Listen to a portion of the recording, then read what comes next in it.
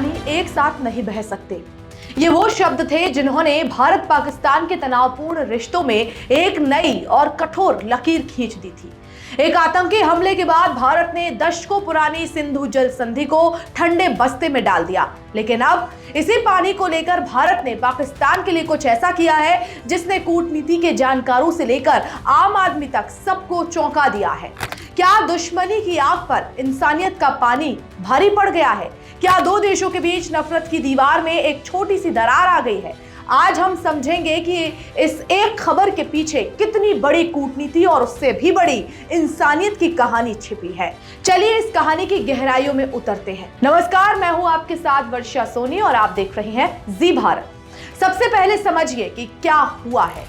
भारत ने अपने सबसे बड़े प्रतिद्वंदी पाकिस्तान को एक आने वाले खतरे से आगाह किया है। खतरा है बाढ़। भारत ने पाकिस्तान को बताया कि जम्मू की तवी नदी में एक बड़ी बाढ़ आ सकती है और उन्हें तैयार रहना चाहिए। अब आप कहेंगे कि इसमें बड़ी बात क्या है? बड़ी बात है, बहुत बड़ी बात, क्योंकि ये चेतावनी उस दरवाजे से नहीं आई जो हमेशा खुला रहता था। दोनों देशों के बीच पानी की जानकारी साझा करने के लिए 1960 से एक संधि है, सिंधु जल संधि। लेकिन पहलगाम में हुए आतंकी हमले के बाद भारत ने संधि को निलंबित कर दिया था, यानी बातचीत का वो आधिकारिक रास्ता बंद था। फिर भी भारत ने ये जानकारी दी। कैसे? इस बार जानकारी सीधे इस्लामाबाद में भारतीय दूतावास से पाकिस्तान के विदेश मंत्रालय को भेजी गई। ये एक असाधारण कदम है। ये दिखाता है कि भले ही राजनीतिक रास्ते बंद हों, लेकिन भारत ने इंसानियत का रास्ता खुला रखा। और यह कदम उस वक्त उठाया गया जब पाकिस्तान पहले से ही इतिहास की सबसे भयानक बाढ़ की त्रासदी झेल रहा है।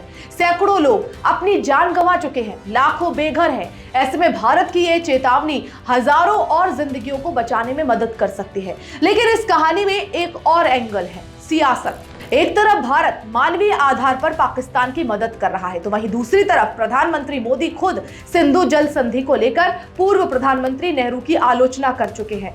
उन्होंने इसे भारत के हितों के खिलाफ एक तरफा समझौता कहा था। तो सवाल उठता है कि ये क्या है? क्या ये भारत की बदली हुई विदेश नीति है, जहां हम कहते हैं कि हम दुश्मनी निभाएंगे लेकिन इंसानियत नहीं भूलेंगे?